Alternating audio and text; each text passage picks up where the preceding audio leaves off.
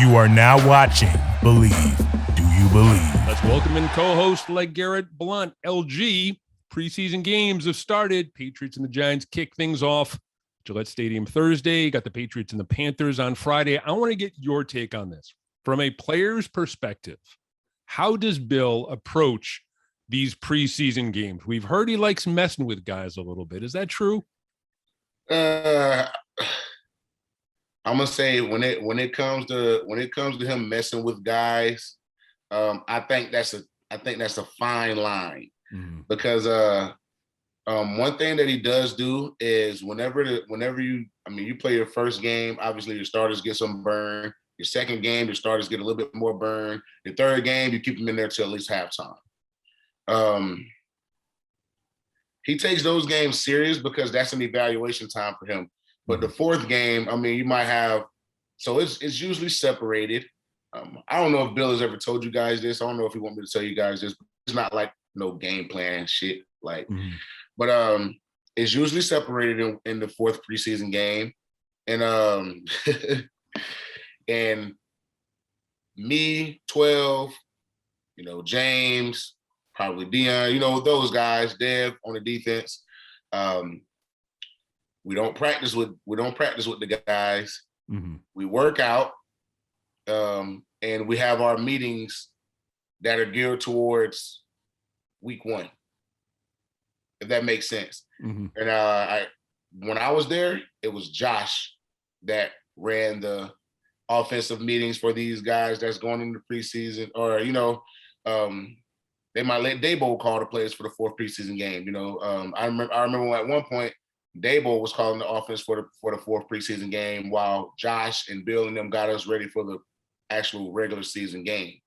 So the joking with us, he'll do that because obviously we're not getting ready to go to war for that week. So he will do that with us. Hey man, you guys aren't playing this week. Get your head out of your ass. Pay attention. Like, you know what I'm saying? Make sure you're out there and cheer your teammates on. Don't be a dick. Make sure you're out there and just, cheering your guys on, and they know that, that you support them. I know back in the old days, they, if they didn't play a preseason game, they used to go out there, with some dip in their mouth. Back this way back before I was even thought about, dip in the mouth. They might have a drink or something on the side, cigarette, so that's the old days. But nowadays, it's a lot more laid back, and it's a lot more of an aggressive approach when it comes to the guys that are playing versus the guys that are not. You will get that cheerful, joyful, clowning and joking side of Bill whenever you're not having a game. We obviously there's a bunch of knee-jerk reactions from the first preseason game. This guy should be starting, this guy should be sitting, get this guy out of here, get this guy running with the first team offense, defense. What's the most important thing that fans and media need to keep in mind when it comes to assessing at least these first couple of preseason games? Man, it's about the repetition. You're trying to clear things up. You're trying to make sure that, all these guys are being on one accord, whether it's the starters, the third, fourth, whoever. You want to make sure they're all being on one accord. You want to make sure that you can go out there and efficiently call plays without having guys, not knowing what they're doing, or, having to ask the quarterback all the time, or, to me, that's what I take out of preseason. That's what it's about. It's just about getting the reps, getting used to, playing another outfit, getting used to how to study and, what kind of game plan or what kind of offense we're going to have moving forward. So, obviously they're not going to show you everything in the preseason, but we know, okay, we're going to go into the season. Every year Bill goes into the season wanting to run the football and stop the run. That's a no-brainer. But depending on, what parts you have, it might be a little different. We might not go into the game running outside. We might not go into the season running the outside zone left and right because we don't know if we got the guys to block it at first. Now, granted, week 3 or 4 or 5, we might start doing it because the reps. So I just tell people, fans and stuff, when it comes to the preseason, you can't just pick and choose little certain things that you see with a player or with the team and say, hey, get that out of here. Hey, throw that away. Hey, man, get this guy replaced. You can't do that because, for instance, if you look at I think the Saints or maybe the Vikings, I don't know, but one of these guys haven't lost a preseason game in like 3 years. The Ravens, like 28-0. The Ravens. The Ravens. Yeah, bro, 28-0. You know what I'm saying? But in the last 3 years, last year they lost 7. The year before, I think they lost like maybe 3 or 4. Mm-hmm. The year before that, I'm pretty sure they lost like 3 or, you know what I'm saying? So you can't, if we put as much emphasis on the preseason games as they did, you know, I mean, the Ravens winning the Super Bowl for the last 3 years, they're gonna win it. do you prefer joint practices or preseason games, or does it matter to you? When it comes to the joint practices, I'm gonna say this. It's always good to hit another outfit. You get tired of hitting your guys every day. You know what I'm saying? So it's always good to hit another outfit, which is why, you know, the testosterone level a little bit higher. You know, everybody's just a little bit more aggressive. You know what I'm saying? Everybody probably walk away, you know, where if they broke this play up against me, but it's against their guy, they might get rowdy. Yeah, I told you. I stopped that shit. We do it all the time. You know what I'm saying? So it brings a different energy level into practice whenever you're practicing against a different outfit. I enjoy that because a lot of the times when we practicing against each other, you don't have a lot of live reps. But when you go against another team, you know, them reps become live. You know, and it's another way for guys to showcase what they can do. Okay, I probably ain't been doing that well against our guys, but I mean, shit, our guys probably one of the best defenses in the league. So, you know, and they're disciplined and this, that, and the other, you know, so, but we go against these guys, you know, I might turn up a little bit. I might run somebody over and keep on going, talk some shit, point to the sideline. You know what I'm saying? It's the intensity. And that brings up the level of competition. That's what I like. It brings up the level of competition. I'm going to compete harder against this guy that I don't know versus the guy that I'm never going to play against in a game. And you got Patriots, Panthers joint practices this week in Foxborough leading up to the game on Friday. I think that'll give people a pretty good idea, at least more of an idea from what we saw Thursday night as to what to expect really as this team kind of starts to take shape moving forward. If I had to guess, I looked up your numbers, imagine your favorite preseason, at least in New England, was 2013, a year where you put up some good numbers. You had some good yards per carry. You also had a 51-yard touchdown run that preseason against the Eagles. Tell me about that play. And maybe aside from the touchdown, what made that such a great run and such an enjoyable preseason for you? I want to say, and that was what, 2013? 13, yeah. Yeah. Yep. I want to say that was probably my first season with the Pats. You know, I didn't know what to expect. I had just got traded from a team that I you know, obviously I love the organization. I love, you know, my teammates. I just didn't have the same kind of feeling towards the head coach. So I think that for me personally, that probably revamped me. Like the trade, because they drafted Doug in the first round that year, you know, and granted, Doug did his thing. I'm a huge fan of Doug. Doug was a great running back. He just wasn't nicer than me. I don't think that he was. I think that we played a preseason and we both kind of like leveled out and played pretty good. And then, you know, eventually, you know, Doug and Ray Rice are pretty similar. You know what I'm saying? And then, you know, everybody has their preference, which is cool. You know, that don't mean that your preference is better. It just means you got a preference. And when I got traded to New England, I just didn't know what to expect. I was still wet behind the ears. You know what I'm saying? I'm still young. This is an organization that, you know, everybody keep on telling me like, bro, you go there, bro, you ain't gonna like it. You ain't gonna like it. It's like a military. They're gonna be on your ass. You can't, you know what I'm saying? You can't do this. You can't do that. You can't go out, da, da, da. And so they kind of amped me up to feel like, shit, bro, I'm finna go over here. It's gonna be, I ain't ready for this. I got there. They greeted me with open arms. Bill, Josh, everybody, Ivan, you know, they was like, bro, snap, bro, you know what I'm saying? 12, you know, hey, man, I'm a big fan, bro. I liked your work. Da, da, da. And I'm like, bro, I only played a year in the league. I played a year, 2 years in the league or whatever. So I'm already juiced at that point because everybody knows who 12 is. Mm-hmm.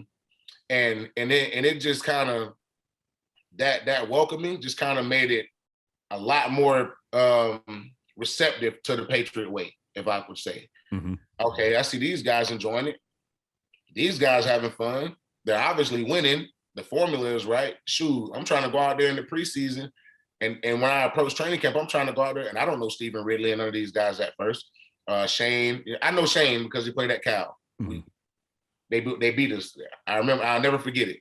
But yeah, and Shane and Red, who got these guys there, they welcome me. What's good, LG? Da, da, da, cool. And now after that welcoming, I'm like, bro, it's competitive mode. It's go time. Like, everybody like me. It seemed like it's nothing like what everybody said, or maybe it is, but I just enjoy it.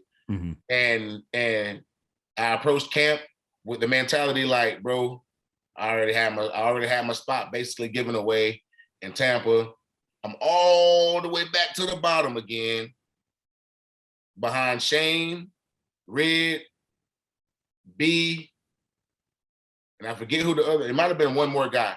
That was a crowded room you came into. A crowded room full of number talent. Everybody's talented. Like, you ain't gonna get no drop off with anyone. So I just went into camp with that approach. And anytime I ran the football, I know they probably was mad at me. Anytime I ran the football on like any scout team or anything, I'm trying to run them over. Like, I'm trying to stiff arm. I'm trying to do something extra to just get Bill to notice. Like, okay, you know what I'm saying? Uh-huh. And we got to our preseason games and stuff, and we did our thing. And I had that run against the Eagles. It was an outside zone to the left. And you grow up. Even now, my kids are 12. Even at 9U, when my son first started playing tackle, 9U, I always tell him, like, bro, do not reverse the field, bro. Don't lose yards. Don't reverse the field because he think he's fast. He think he just the most shifty is. You can't tell him anything. And man, I'm sitting here looking at him run a screen, and he reversing field, and I'm over here about to have a heart attack. Everyone thinks they're Marcus Allen in that moment. Man, the run from the Super Bowl. Everybody, and they think they Marcus Allen with Tyreek Hill speed. Everybody think that. You know what I'm saying?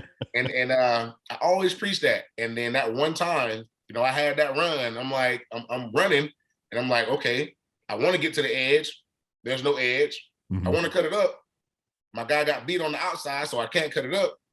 And I kind of like took like a little hop step juke, and I'm like, oh, let's get it. I'm going back this way. I don't see anybody. And I seen I seen one guy that I had to beat, Brandon Graham. Mm-hmm. I don't even think he was paying attention to the play at the time. Like, I really don't think he was paying attention to the play, because if he was, he would have tackled me. And I cut back cross field, and then I put my foot in the ground where Brandon Graham was chasing me. And I cut up, and I think when I cut up, he kind of like, I don't think he was paying attention. Uh-huh. And when I cut up and I got past him, I knew immediately, oh, I'm gonna score. Mm-hmm. I'm definitely gonna score. And I seen a guy kind of taking an angle on me. I'm tired already. I done ran 50 yards. And Sudfeld, you know who I'm talking about? Yeah. I think, is it Nate? No, it's not Nate. No, Zach. The brother. Yeah. Zach Sudfeld came out of nowhere. Ran in front of me. I'm like, yes, I'm gonna score. You know what I'm saying? I'm like, dang, it would have been a nice run. You know what I'm saying? If this guy tackled me or whatever, it's still like a 20-yard run or whatever. And I seen him kind of just striking and run in front of me. I'm like, hell yeah, let's go, Zach. And he pushed the guy, and I kind of jumped over the edge, and I'm like, yes, sir. And, everybody kind of dapped me up and greeted me. And, Talib was like, I told you so, Bill. He a big playmaker. I told you. You ain't going to regret trading for him, yada, yada, yada. And from then on, it was good. Bill, Josh, everyone, it was good. I got cussed out, but I got, I got some positive reinforcement as well, mm-hmm. But I still got cussed out. Why'd you get cussed out? Hey, Bill, do not preach that running sideways shit, man. Never. Yeah. I don't care if you Tyreek Hill fast. It doesn't matter. If he wants you to get upfield, upfield. So he was like, yeah. It was nice. It's the fucking Eagles. You know what I'm saying? Or, it's the preseason. You know what I'm saying? So I'm like, yeah, we're not doing that shit. We're not doing it. We're just not. Yeah, it's a Was nice. was that the film the next day? Was that the film session the next day? Oh no, that was just personally to me. Okay. That was just personally to me. In the film session, good play, LG. Da, da, da. He kind of threw like hey, don't make this a habit. We're not reversing field. You're 250 pounds. Put your shoulder pads down. Get downhill. You might break the tackle and still score a touchdown. Yada yada yada.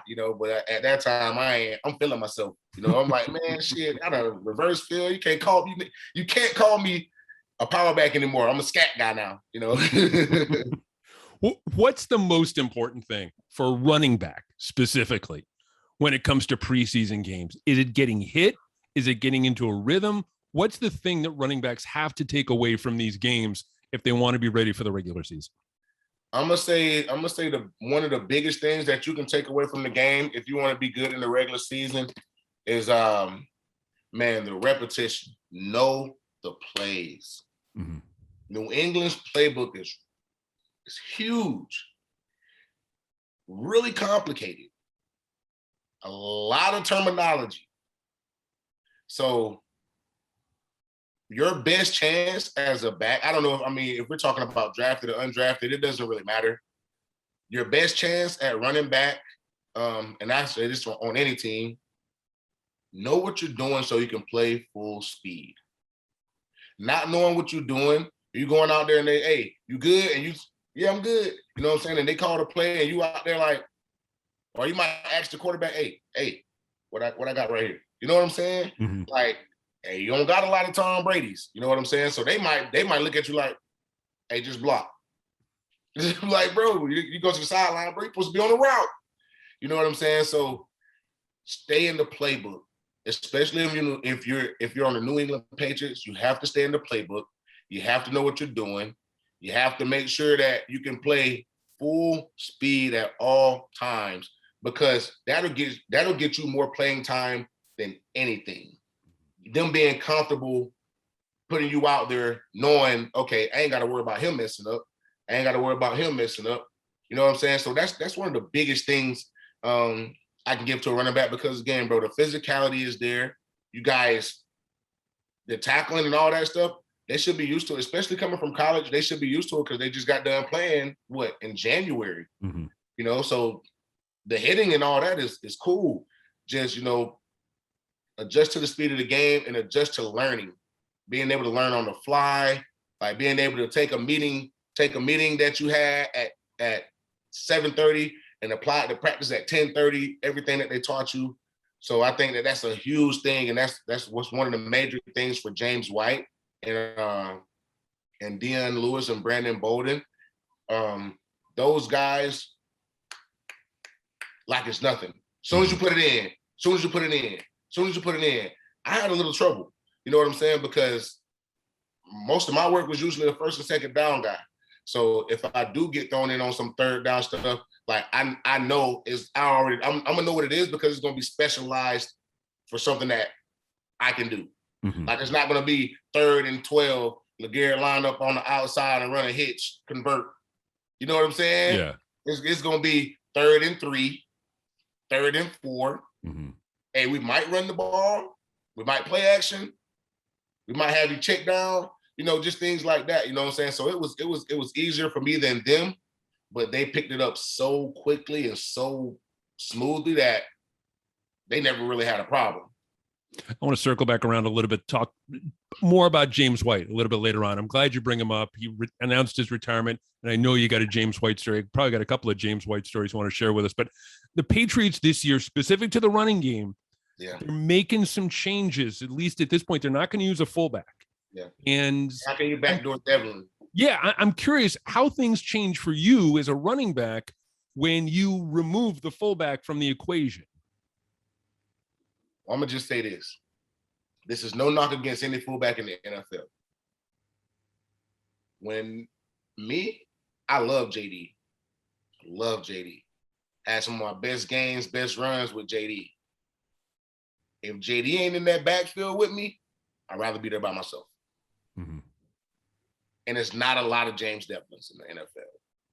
Actually, there's no James Devlins in the NFL. But he's one of those guys that could improvise on the fly. He knows what his blocking assignment is. He's going to make it. If somebody make a mistake, he might correct them. Like, he's the guy that gives you that full confidence and comfortability in the backfield. If they was to take him out and try to put another guy in, I would be opposed to it. Like, I would rather be back there by myself, put another tight end on the line, whatever. I like being in the backfield by myself because it gives you a lot of extra room. You don't have to make the decision, so quick because, now you with a fullback, you might have to taper down your run a little bit, make sure that he gets where he's going and make sure that he's blocking the right person before you can make a decision, Well, without him, you getting the ball, and as you approach the line, the blocking scheme is just kind of unfolding in front of your face, rather than you having to like make sure you look at this guy and make sure whenever he makes his block, that's when I can do my thing. Mm-hmm. Rather than keeping your eye on the whole O-line. Like, okay, I don't have nothing obstructing my vision of the field. So I like that approach. I ain't gonna lie. I love that approach about the no fullback. Is if you can't have a Devlin, then there's no need to put one back there. Mm-hmm. I don't think it's coincidental that they decided to make the move a year or two after James hangs him up. Same sort of question here with this. There are reports that the Patriots are utilizing more of a zone blocking scheme this year as opposed to more of a traditional setup. I'm wondering how that changes things for the running backs moving forward.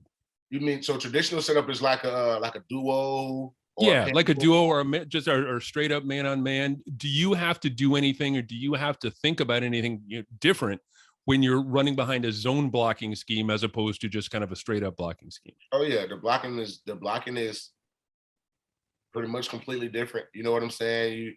You're trying to let's talk about an outside zone. On an outside zone, quote unquote, you're trying to get the edge. Mm-hmm. We can look at probably all the outside zones from the NFL last year, and I doubt 50% of them even got to the edge. These are NFL defensive ends you're talking about. So when they're starting the end, so they probably the studs on the team.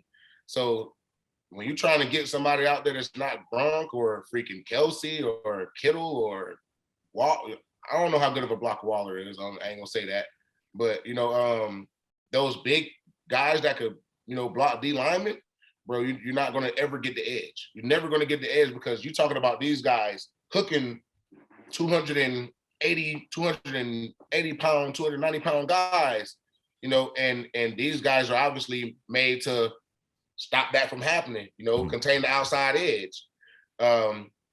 So you got to look at that, that's a big thing, because obviously these outside zones and stuff want to go to the edge.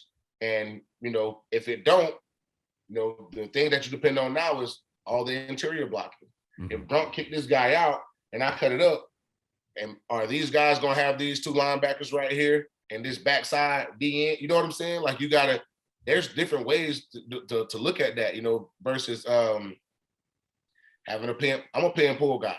Mm-hmm. I like power. I like counter. I like duos with the double teams up to the backers. Like, I like stuff like that. That's my bread and butter, I think.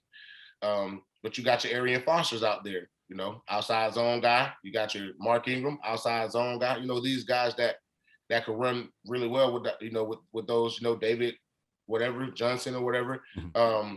So you got those guys that can do this. So, I mean, if you do switch it up, you got to find the guy that fits the mold. You got to find the guy that. Do you think they have those guys there as currently constituted? I know there's some new faces. They drafted a couple of guys, but do you think they have the running backs capable of succeeding in a zone blocking scheme? Yeah, Damian nice. Okay. Damian hella nice. I like Damian. Mm-hmm. I like Ramondre. Ramondre is nice. I can't say too much about, too many of the other guys, but mm-hmm. those are the guys that I watch, religiously when they play, because again, I'm a Patriots fan, but I like watching, good backs in general. So I think they're going to do great with it. I guess not having Ivan there, that's going to make it a little bit more difficult. Well, he's there, but no one's quite sure. Shadows. Yeah, he's kind of part of like Dante was when he, Dante a couple years ago when he retired and he would come back, and it feels like Ivan's in that same kind of role. Yes. So You know, Ivan technically don't have a requirement to be there. I guess he don't have to be there. You know, but I know at the same time he's been doing it for so long. It's kind of hard to break out of that habit. You want to make sure that, and he also probably want to make sure that the team is good before he just leave. You know what I'm saying? Like, yeah, you want to make sure, like, okay, the backs is good. I had y'all for a couple of years. I want to make sure y'all good. I want to make sure y'all know this, that, and the other. Like, I probably really still in there coaching, to be real, but he just ain't. He just ain't obligated. He don't got the obligation. He can go and come as he please. But I'm almost positive that whenever they have a running back meeting and stuff, I go in there. You know, if he got 2 cents or a say so to put in there, he gonna say it, and they gonna respect it. You know, because man, Ivan done coached up some of the nicest backs in the league. You know, including myself, and he is very detailed, extremely smart, and he don't take no bullshit. You know, so they need that. I think right now the running back coach is Joe Judge. You know, all respect in the world of Joe Judge, but he's never played the position. He's never. I don't know if he's ever even coached the position. He's basically learning as he goes, just like the backs are learning as they go. You know, like not learning the offense, but I'm talking about the position. Well, this goes back to the whole idea too that we've spent the better part of the spring and the summer debating who's calling the plays, who's in charge of what. Patricia is calling some plays. He's also in charge of the offensive line, but Joe Judge is also the quarterback's coach, so he has a say in this. And it's going to be really interesting to see how it all kind of comes together. I have to imagine that we're going to, you know, by the time the ball's kicked off in week 1, we're going to find out a little bit more. Oh yeah, and I think with that being said, man, I'm just so listen. That's a weird combination of job titles. You know, for these guys, I'm gonna just say this: Joe Judge had Daniel Jones. Daniel Jones didn't do that well, but the Giants suck. So, you know, that's kind of a toss-up. That's not to say that Joe Judge don't know what he's doing. That's not to say that he's dumb, because he's a smart guy. I've been around him. He's a smart guy. But again, man, you're putting him in a position that, you know, I think they're going to win games strictly off the strength of the Patriot way. Doing things the Patriot way. They're going to win games strictly off of that. I think Mac Jones this is his second year, but coming from Alabama, I think he's one of those kids that knows how to prepare himself. He know how to get ready. He know to go watch film. Bro, he looked good last year. He did. He did look good last year. He hit a bit of a wall at the end of the year, but he did. For 3/4 of the year, he looked very good. Yeah, man, you can put him up there with any of the rookie guys that was playing well. You know what I'm saying? Like, he's a good quarterback, bro. I like him a lot. And he's one of those guys that is really smart. He don't have to be the person that wins the game for you. You know, Kirk Cousins-esque, which is cool. Bro, that's cool. You know what I'm saying? I know a lot of guys in the league knock on Kirk Cousins because he get the stigma, oh, Kirk can't win a game for you. Kirk Cousins going to the Pro Bowl. Kirk Cousins throwing for 3,500, 3,000, 4,000 yards. Kirk Cousins ain't throwing 20 picks. Exactly. You know what I'm saying? Yeah. So what's the hate on? I love Cousins, bro. I love Cousins because he don't turn the ball over. He don't bitch when he don't pass it 30 times. Like, he just want to win football games, bro. And if Mac Jones, coming from that Alabama background, if that followed him to the league, that's all he want to do. Yeah. All he wants to do. Yeah. He want to win football games, bro. I don't have to throw it 30 times. I don't have to throw it 25 times. I can throw it 17 times and hand it off 40 times. As long as we win, I'm good. And that's the approach that I feel like they need to have with Mac. They gotta help him understand that, you know what I'm saying? He's still a young guy. So they gotta help him understand that, hey, bro, do what you can control what you can control. Whenever your number is called to throw the rock, do that. Don't throw no pigs, don't turn it over. we're going to always be in a good position to win games. He also created a very nice financial template for Mac to follow too, because he cashed in a couple of years ago in a big way.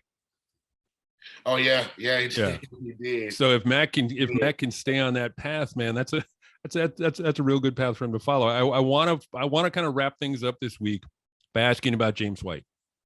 In my experience, having covered him, he was one of the most singularly dependable guys on that roster. On the field, off the field, talked in good times and bad. I remember after the AFC Championship game loss in Denver, he answered every question. He answered every question after winning the Super Bowl. In that level of consistency, for me as a reporter, really speaks to his character. But as a teammate, what was he like? And if you have any of your favorite James White stories, let me hear at least one of them. So, I mean, James is he's pretty quiet. He's pretty laid back. Like, he don't party, don't go to clubs. Not really a drinker. You know what I'm saying? Like James, I mean, me and James both came from a Christian family. All right. We understand the values, yeah, you know what I'm saying, of all of it. But I still drink a little bit, you know what I'm saying? I'm not a heavy drinker. I still drink a little bit, you know what I'm saying? Occasionally I smoke a little bit, whatever, you know what I'm saying? None of that. Only time I ever seen James really drink was at the Super Bowl parades, and maybe have a drink, maybe if we come over to my house or something and watch Monday Night Football or something like that. But I remember one of the first times we got a victory Monday in New England. This is one of the first times. I want to say,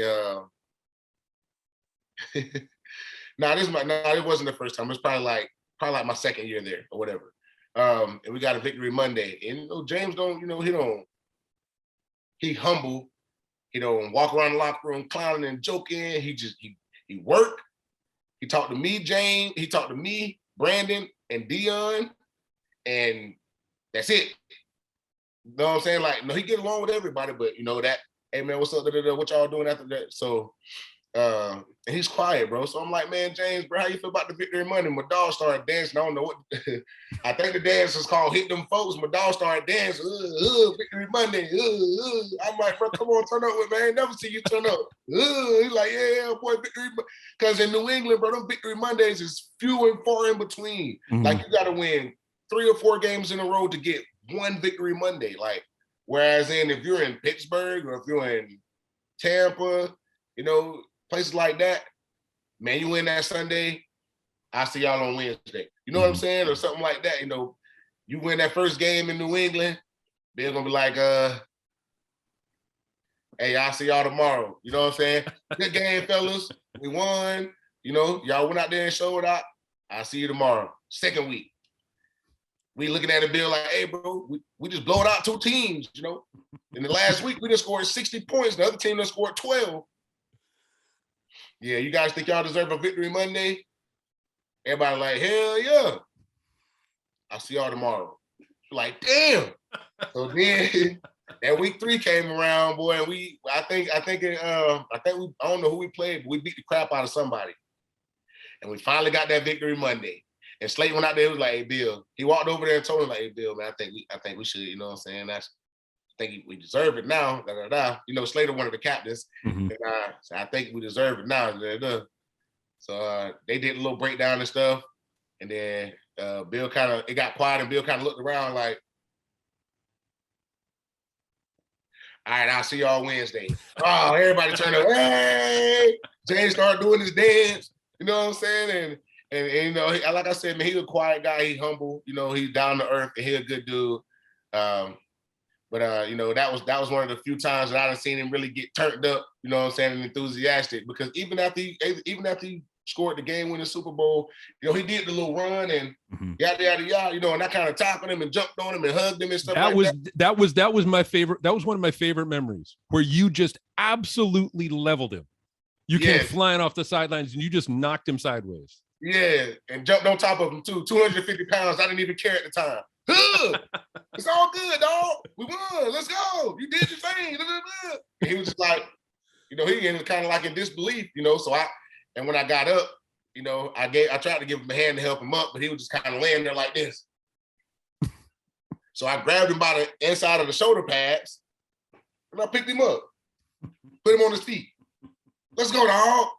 You know, everybody came out and congratulated him and stuff, and he was just humble James. He was the same guy. He was the same guy. He guy. answered. I remember after that game, the questions and the way he responded to questions, it was the same way as if you guys had just beaten the Dolphins in week 5. Right. And he was trying hard to be humble and, you know, but we all kind of understood the magnitude of the moment, but he still was just like, straight like forward. A mill pond, just, you know, and that's who he was. And that was one of the reasons he was so consistent. He was so dependable. He was so easy to talk to, especially as a reporter in one-on-one situations where you could put the pad away and put the pen away and say, okay, what am I seeing here? Help me understand. And you'd be able to talk to him like that. That's a tough gig. Last question. I want to kind of follow up on that a little bit. That third down job in New England, it's a tough job. Shane Vereen, Kevin Falk, Dion, kind of, you know, Danny Woodhead. If you could give the next guy advice in terms of how to handle that job, that third down back job, that pass catcher, that guy who, you know, when Mac is faced with a 3rd and 6, he's got to find someone out of the backfield. What would you tell that running back? Be as consistent as possible and know everything you can possibly know about your pass protection. They're not letting you on the field if you can't protect the quarterback. Mm-hmm. It don't matter how good of a route you can run. It don't matter if you know the routes. It don't matter if you catch the ball like Randy Moss. It don't matter. As a running back, if you can't protect the quarterback, they're not going to play you. You can't be out there. You got to know the protections. As a third down back, that's where James excelled at. Picking up the blitz. Oh, the blitz coming from backside, run across. Pick it up. Boom. Shane. Oh, a backer blitzing. He can bull rush me. Sit down. Boom. Pick him up. You know what I'm saying? K Feezy. Mm-hmm. Feezy picking up blocks and then going out for the screen. You know what I'm saying? Like, bro, you these guys that we just named are in a special pot of their own. Mm-hmm. You gotta be a really special guy to go to New England and start as the third down back. You have to be. You have to be a special guy to do that because it's hard to do. Extremely hard to do because not only do you got to know the plays for the first and second down, but you got to know all the stuff for the third down too. You got to know all the formations for the third down packages. You got to know all the, you got to know everything. And for some people, it can be a massive brain overload. Like it could mess you up. Like mentally, it'll put you in if you can't keep up with it, it could probably put you in a bad spot to where you like, dang, bro, do I even want to try to continue to be a third down back? You know what I'm saying? Like, but James, Shane, Dion, even Brandon Bolden, be a 3-down back. Brandon Bolden was a 3-down back. He can go in there on first, second, and third, and he knew everything. Absolutely everything. He knew it all. So, these guys are, just unfortunate that he don't get the opportunities, you know what I'm saying? Because it's just so stacked in the backfield. You had me, him, Dion, and James, and Jonas Gray at one point. And shout out to Jonas, man. Shout out to my dog, man. He rushed for 200 yards in the game, bro. We got to get him on. I ain't never did that, bro. I came about 11 yards short. You did. You came close. You came close once, like you said, 11 yards, but you never 200 yards in one night, man. That's monstrous. That's monstrous because I ain't had a 200-yard game since high school. So whenever you see a 200-yard game by a running back in the league, man, I don't care. I don't care if it's against the Jets, the Dolphins, Cleveland. I don't care who it's against. A 200-yard game, bro, is special. I don't care who it's against.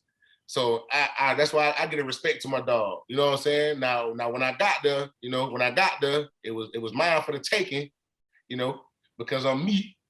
I got to get Jonas on here, bro. We'll talk. We got to get Jonas on this. Because I have a million questions for Jonas Gray, because he had one of the most fascinating career arcs maybe ever of anyone in a New England uniform. So maybe we'll do that next time. LG, man, this has been great. Thank you so much as always, and we'll catch up with you again soon.